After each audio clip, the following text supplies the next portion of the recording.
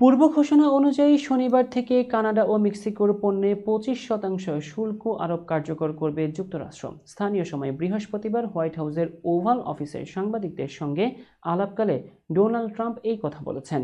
ক্ষমতায় এসে একের পর এক নিষেধাজ্ঞা ও বিধিনিষেধ জারি করছেন মার্কিন প্রেসিডেন্ট ডোনাল্ড ট্রাম্প। অবৈধ অভিবাসীদের নিজ দেশে ফেরত পাঠানোর মতো কঠোর পদক্ষেপ গ্রহণের পর এবার বাণিজ্যিক খাতে শুল্ক আরোপে নজর দিয়েছেন তিনি। নির্বাচনের আগে থেকেই কানাডা ও মেক্সিকোর পণ্যে অতিরিক্ত কর আরোপের হুঁশিয়ারি দেন ট্রাম্প। এবার তারই বাস্তবায়ন ঘটতে চলেছে।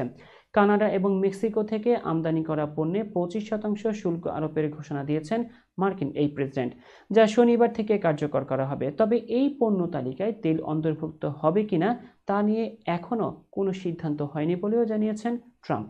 এক সংবাদ সম্মেলনে তিনি বলেন, কর আরোপের পদক্ষেপটি যুক্তরাষ্ট্রের সীমান্ত দিয়ে অবৈধ অভিবাসী ও ফেন্টানাইল মাদকের প্রবেশ বন্ধ করতে নেওয়া হয়েছে।